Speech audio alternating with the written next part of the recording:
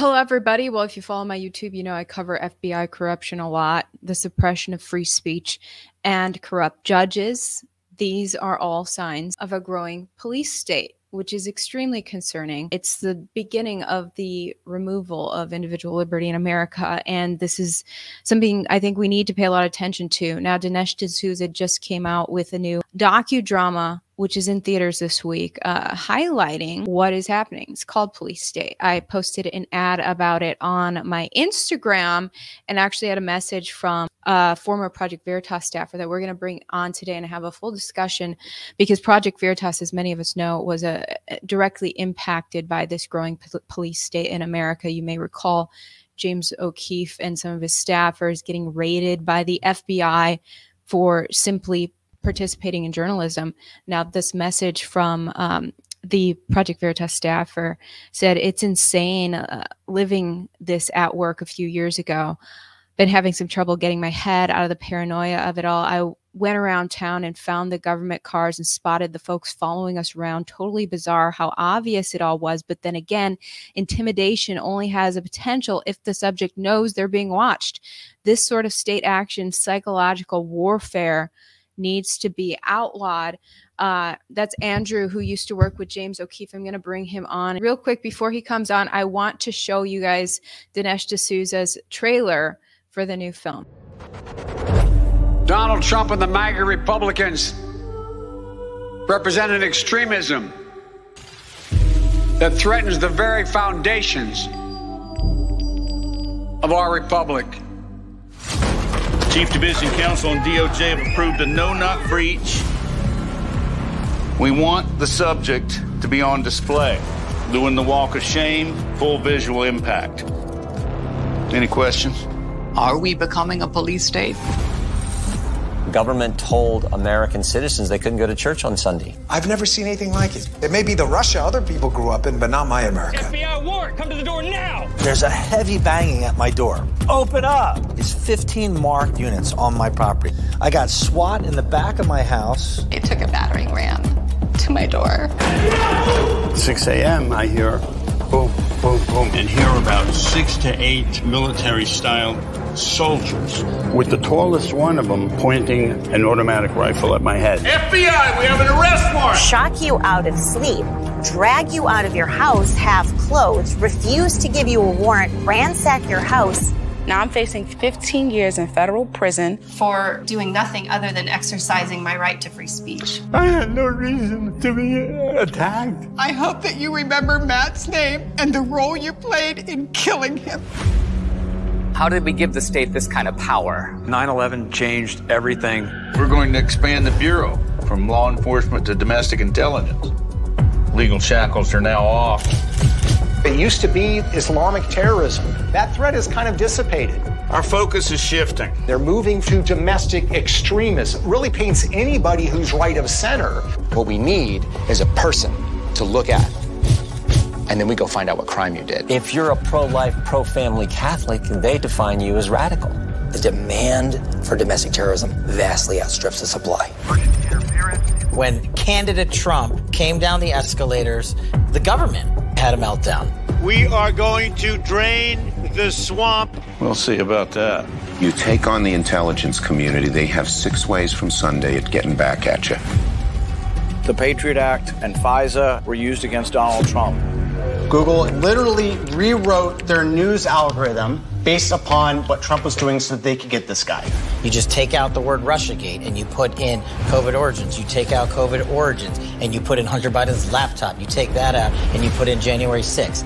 It's the replicated play from the deep state and their partners in the media. They're not just deplatforming you. They are trying to throw people in prison. If they're coming for me, they're coming for you. Hands on your head! These are anti-government. We have freedom of religion and freedom of speech! Violent extremists, and they must be dealt with. We can do anything we want. Police State.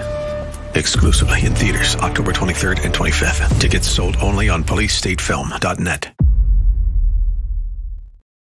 Link down in my description if you want to get tickets on Dinesh's website. Now, real quick before I bring the O'Keefe staffer on to describe what it was like to be targeted by a corrupt police state, the FBI.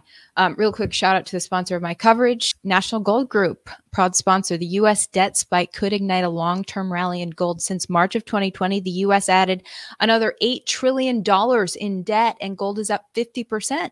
Now, with the Fed raising rates, the interest payment on our debt has surpassed $1 trillion annually. BRICS nations met last month, and oil-rich nations Saudi Arabia and UAE have joined Russia, China, and India. 51% of Americans can't pay their credit card bills, which just surpassed $1 trillion for the first time in history. If this is Build Back Better, increased spending and regulation, it's likely to continue through 2024. Buying gold and silver is a strategic play that several countries are doing today. Who's looking out for the little guy when the government doesn't? Isn't it time that you take a look at gold and silver? Call America's own precious metals company, the National Gold Group, today. Mention my channel, Ivory Hecker. You'll always get best-in-class service from America's conservative precious metals leader. National Gold Group has the IRA fee waiver program on qualifying rollovers. Call 888-617-5927. Get a free investor guide today. National Gold Group is a Consumer Affairs top-rated gold IRA dealer. 888-617-5927. Link down in my description. Their phone number's down there. Let them know I sent you. There's always a risk of loss, though, and past performance is not indicative of future results. Have to make that disclaimer. With that being said, let me bring on Andrew Riley, who used to work with James O'Keefe. How are you? I'm doing all right. How are you doing, Ivory? Thank you for having me on. It's great to have you. I'm doing well. I couldn't believe it when the FBI raided Project Veritas, allegedly over Ashley Biden's diary, although they had just dropped some big pharmaceutical bombshells that I know the Biden administration was really in bed with the pharmaceutical industry, so I had questions as to their motives, but you lived it, so I want to hear what that was like when you guys got hit like that. Well, I'd like to start by just affirming that I did not get my door put in, and that I'm a staffer in the office. And so at the time, it's one of those phone calls that you wake up to, that we're getting hit. And it was something that I was concerned about for quite some time. Several weeks prior, I had spotted federal law enforcement vehicles in our small town that we were headquartered in. And then I also spotted a number of people that are unfamiliar to that town, essentially following us around. And being a journalist, you pick up on these things really quickly, and people didn't believe it. And with that being said, when you get the phone call that that your boss and your coworkers had been raided by the FBI, no charges had been filed, there was no mention of what it was even about. It's a psychological terror at work, and it's among our staffers. And we have like 40 some odd people working in the office at the time. We were all being put on contingency plans if we were all to be hauled off to federal prison. What are we going to do personally to overcome that and to fight that? So I had my secret people with phone numbers to call. If people barged into work, what the text would be: immediately call the numbers, Andrew's in trouble, and send help, legal help. And it's absurd that you even have to go through these thought processes in this country working a journalism job. And I know a lot of people don't consider what Veritas did or continues to do journalism, but it is in the most salient way. And it is defined as such. And even in the review of that raid, federal judge Annalisa Torres, she cited journalistic privilege as reason why the government needed restriction on the material that they seized in those raids, which we'll go into that topic a little more in depth later. But that's the broad overview. No journalist should have to live with wondering about contingency plans on if the government comes after them, especially without any charges, without any notice whatsoever. It's unbelievable.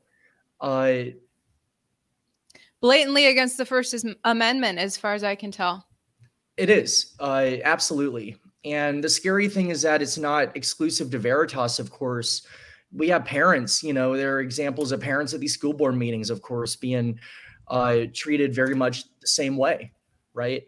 And it doesn't end at the raids.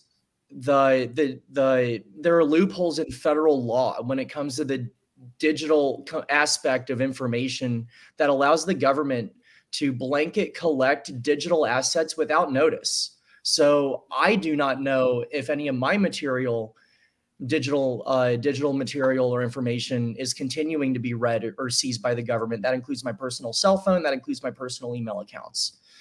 And they don't have to give you notice. And that's not that you don't have to do anything wrong for them to do that. And that's real. Yeah, journalists. I mean, you guys are not the first journalism organization. There's been quite a few independent journalists, mainly. Because the government doesn't touch the corporate news, but a lot of independent journalists have been targeted by the Biden administration since Joe Biden took over. The free press is supposed to be the watchdog on the government.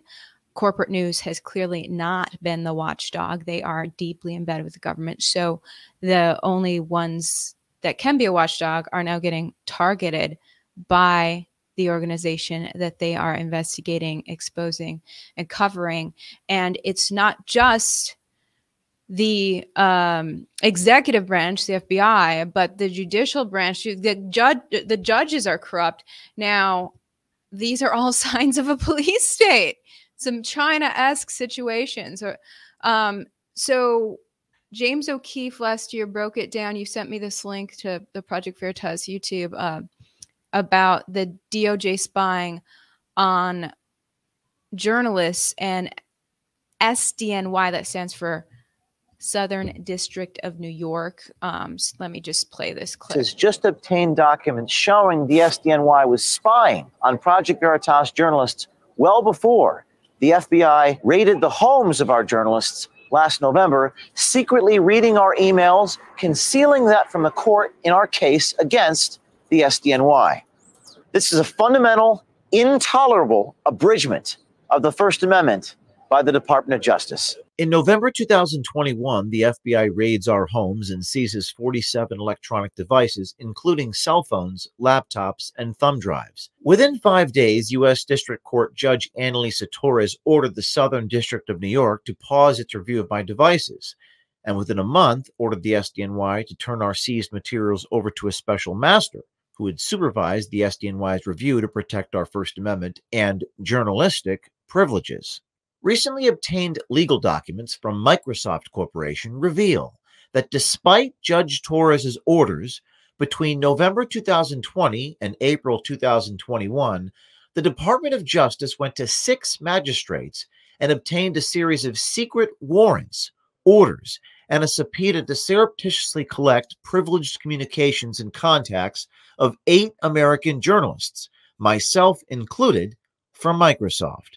The DOJ even sought and obtained numerous secrecy orders preventing Microsoft from disclosing the surveillance to anyone. The SDNY also went around Judge Torres and the special master and obtained 2 secrecy orders after the special master had been appointed. Project Veritas is immediately filing a motion demanding that the federal government disclose if it engaged in covert spying of our journalists by secretly demanding production of our protected materials from any other businesses like Microsoft. The SDNY's surveillance of Project Veritas journalists was done as part of the DOJ's unprecedented investigation into Ashley Biden's diary. As far as we know, federal law enforcement has never before investigated an abandoned diary. The documents collected from these email accounts date back as far as January 2020, 8 months before we even knew the diary existed. As Project Veritas motion says, the fact that the government secretly obtained emails from 3 different Project Veritas journalists dating back from 8 months prior to the news-gathering conduct that the government is scrutinizing shocks the conscience. While the special master litigation proceeded, the government apparently misled the court by omission, by not disclosing that it had already obtained other privileged materials. The SDNY was ordered to turn over all materials to the special master. They didn't. The SDNY was ordered to stop reviewing our materials. They didn't. The SDNY has an obligation to be honest with the court. They weren't. Is this the world we want to live in? Our government spying on Americans' private information, imposing secrecy orders with no real justification, effectively lying by omission to the courts meant to uphold our rights? Now, you can dislike Project Veritas, you can dislike me, but the government's overstep, the SDNY's overstep, is a sign of unprecedented power that affects us all. You can either stand for freedom of the press or you endorse this and wait until it happens to you. Exactly. Anyone could be next. And in fact, you know, I've been, since I went independent, I've been astounded at so much of the corruption of the FBI that's so obvious these past couple of years. And so I've been covering it, helping the public understand what's going on. And this summer, my boyfriend was like, are you like, this is very concerning because we might get raided or something. And so it now me covering the corruption of the FBI has people around me scared. And it's just like this intimidation factor that I think is their point. That's what they wanted to do, I think, is target you guys and scare anyone else from doing this same. It puts a scarlet letter on you across my whole family, my friends, people I've known my whole life. They look at you different. And this is only the investigation we know about. And that's only because they chose to raid, right? If they didn't do the raid, we would never have known that they were reading our emails. We would have never known that they were taking our text messages. And they can go and file as many of these investigations as they have minutes in their workday. That is at how serious this problem is. And it doesn't just end here. This has been addressed in Congress on a bipartisan Democrat introduced bill called the Press Act. And it's an acronym that's aptly named the Protect Reporters from Exploitive State Spying Act. Like, if we live in a country where you even have to introduce a bill that has exploitive state spying and reporters written into the acronym, we have a serious issue. Absolutely. How was it legal? So this bill, the new bill is indicating that it actually was legal for the federal government to secretly spy on reporters prior to the bill being introduced. And I looked that bill up, and it was bipartisan. Democrats and Republicans both said this is absurd to be able to spy on reporters. Project Veritas was mentioned, but looking at its history, the bill died. It was passed. I think it was passed in the House, and the Senate let it die last September. That's right. So that means to this day, it is legal still for the government to be spying on you and me. On everybody. Because they feel like it. It's not just you and me. We're talking about the general public, anyone who asks a question. Journalism is an activity. Don't let anyone fool you. It is not a qualification. You do not need a press badge. That's true. Anyone can be a journalist. You do not need a press badge. And this is the era of citizen journalism. And I've been encouraging people to be a citizen journalist. But yeah, anyone who asks questions. And you can blow up on social media at any moment as a journalist. If you're the one who has the courage, you're in the right place, you ask the right questions that people want answers on, people are going to follow you. Suddenly you've got a following, and suddenly you've got a target on your back by the FBI. And then they go and publish it. They publicize it. They ostracize you from your friends and family. They make you feel embarrassed and shamed to speak about it, which is why I'm it's difficult to talk about these things. You're actually the first person professionally that I've spoken to. I've been thinking about going to counseling over the impacts of just paranoia, right? Like you're driving down the street and someone takes the same turn as you, like behind you, and you start thinking, oh, well, maybe that's one of those Fed cars, seeing where I'm going, just going to and from work. I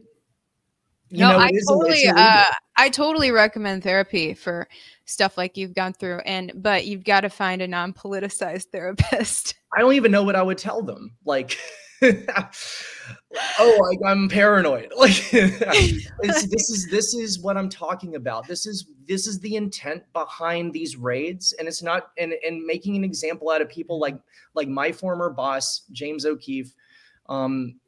It sends shockwaves through the people that you know, and it upends your life. And we're fortunate in that. I guess we're fortunate in that no charges were filed, but at the same time, no charges were filed ever before or since. And it's been 2 years.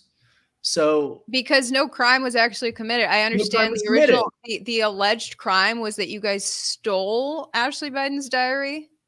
But in fact, looking at news coverage, it was, she had left it in a hotel room, right? Someone found it and gave it to another journalist. Am I off on this? I'm not quite at liberty to discuss the sequence of events because I was not involved in those sequence of events. But from what I've gathered, it was found left behind in a like either a timeshare or a rental home in Delray Beach, Florida. Which I don't know, Delray Beach is beautiful. So, and that person who found it gave it to a separate independent journalist who eventually it was passed to Project Veritas to check out. It was sold. It was sold material, yes. And that's the alleged crime, is the sale of the material. Of someone's garbage.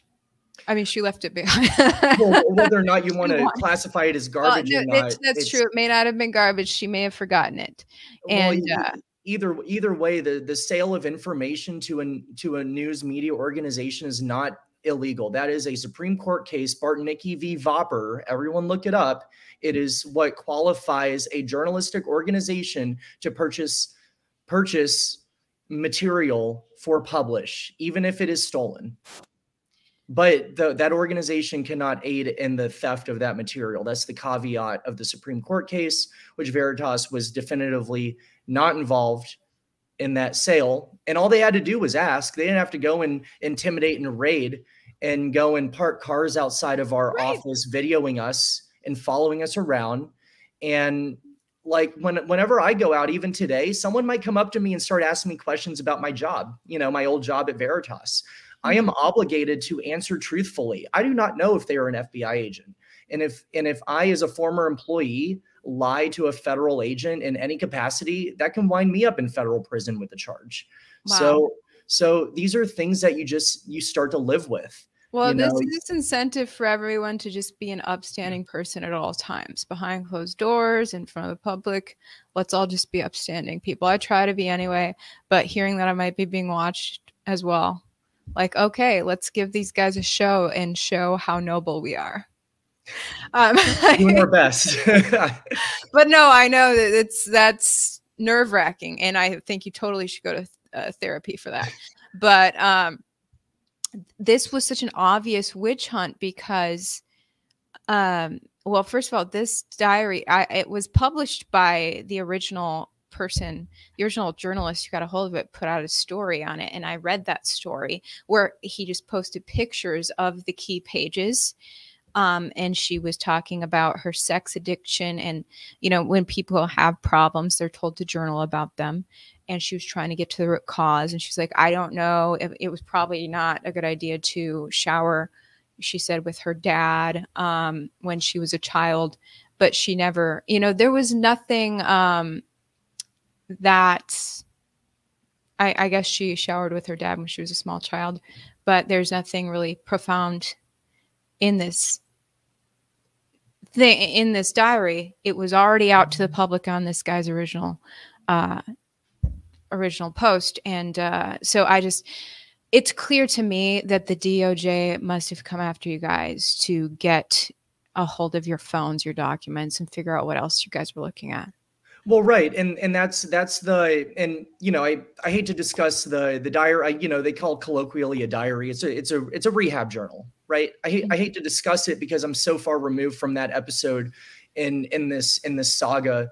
But it is very important to say that Veritas never published the material, that Veritas could not possibly corroborate it. The only person who could possibly corroborate these claims in this document are Ashley Biden herself. She did not, and, you know, rightfully so, did not want to discuss that journal.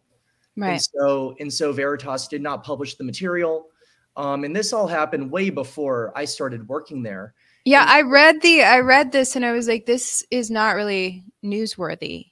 No, it's absolutely not. And I think that's why Project Veritas didn't publish it, because you guys are not, or, you know, you're not with them anymore. But Project Veritas is not a gossip site. They try to cover news that impacts people's personal lives, the freedom of Americans, I think. So her diary was not it. Well, the big point here is that the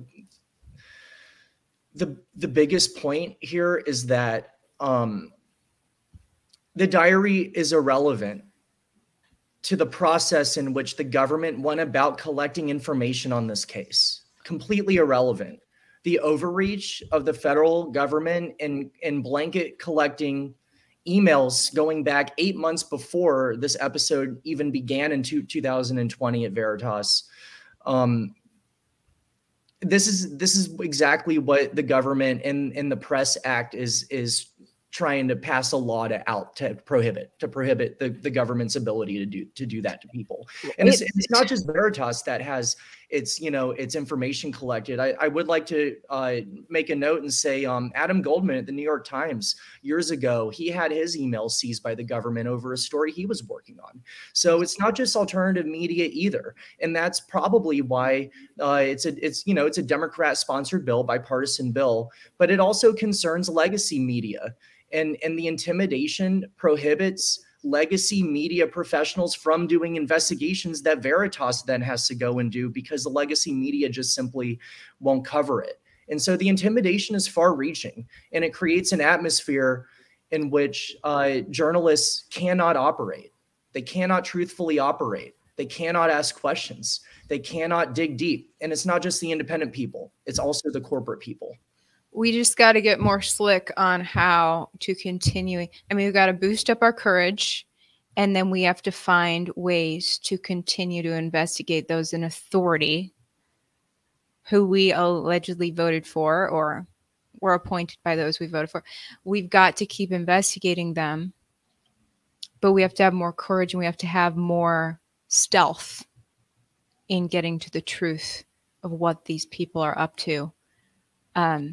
There are ways to show. I'm sorry. We need to do some serious soul searching as a country right now. And this is related to every other front that independent media has been covering.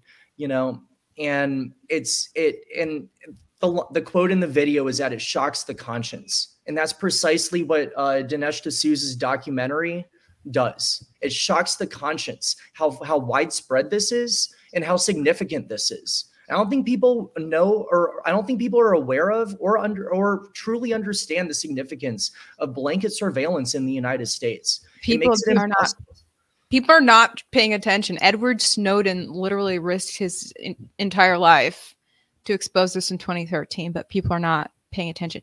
You know, what's pretty disgusting is that this law was not passed by the Senate, the Press Act, last year. I think everyone watching should write to and call their senators, because it died in the Senate, right? Mm-hmm. Call your senators and say, why did you not want to protect free press when it's obviously under attack? I want to play another clip from Dinesh D'Souza's film. When I'm talking about use more stealth against these corrupt government leaders, this person, when they knew they were going to be raided by the FBI, if you think you're going to be raided by the FBI, let's catch it on 4K video and show the world.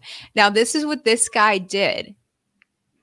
He had his Ring camera, which the FBI covered, but he had a secret camera added. Here it is. You can see in the sequence that an FBI agent comes up, so he put a sticker over the lens of the Ring camera.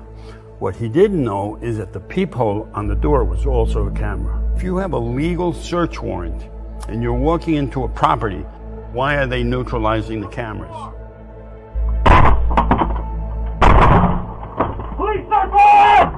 It looked like a herd of cattle went right through the apartment. Wow. Good for him adding a secret camera. I think you guys blazed the trail on that at Project Veritas with secret cameras.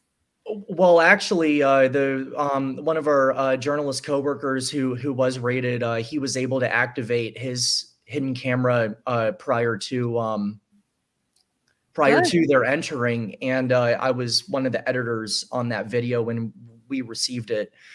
It is terrifying. So that's the clip that the report I showed from James O'Keefe where he's talking about the SDNY, the little clips of the raid. Is that what we're seeing? Yes, that is not B-roll. That is our video of our raid. Wow. And I was the editor on it, and I was tasked with transcribing every word said so that we can understand the extent of which the situation we were dealing with as a not just a company, but also among each other, our friends and our coworkers. It is truly terrifying to see this happen to good people too. These aren't bad people, right? They didn't break the law.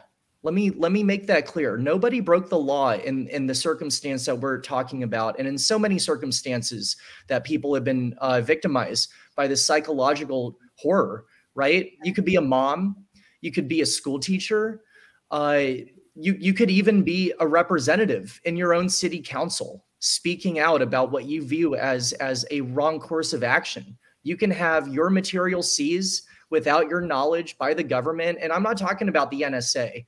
I mean an actual federal investigation. And as I mentioned earlier, as many minutes as there are in the day, they can file these non-disclosure gag orders and demand that companies like Apple, Microsoft, Google, your Gmail account, everything digital can be taken by the government under the guise of an investigation, whether or not any crime has been committed, whether or not there is an accusation against you. It does not matter. And that is the terrifying thing. Wow. It is horrifying. So I didn't even tell people. So I met you right when I called out Fox 2 years ago. So that was one of my first productions. I was one of your first projects. Mm-hmm. I was very proud of you. Oh, thank you. And it was great to connect with you at that time, and everyone at Project Veritas was so wonderful. And it was sad to see them splinter apart. It's extremely unfortunate. We did the work that we were meant to do. I hate to invoke, but we did God's work when it was needed most. I believe we saved millions of lives through our reporting, and I know our former coworkers feel the same. And we did a stellar job, and I am so proud of the work that everyone did. And please continue to watch the videos, folks. The journalism lives on, and as time passes, every one of these videos are being proven true, even though no one really covers it like that. But it's the truth. Is some of that same staff still working at Project Veritas? The people we've essentially closed shop, unfortunately. Oh, really? Oh, I was the last producer out. Oh, wow. Okay. Yeah, it's unfortunately defunct, but there are a number of our former journalists who are now working, continuing to work. You go check out Sound Investigations. They just put out a fantastic story on Pornhub.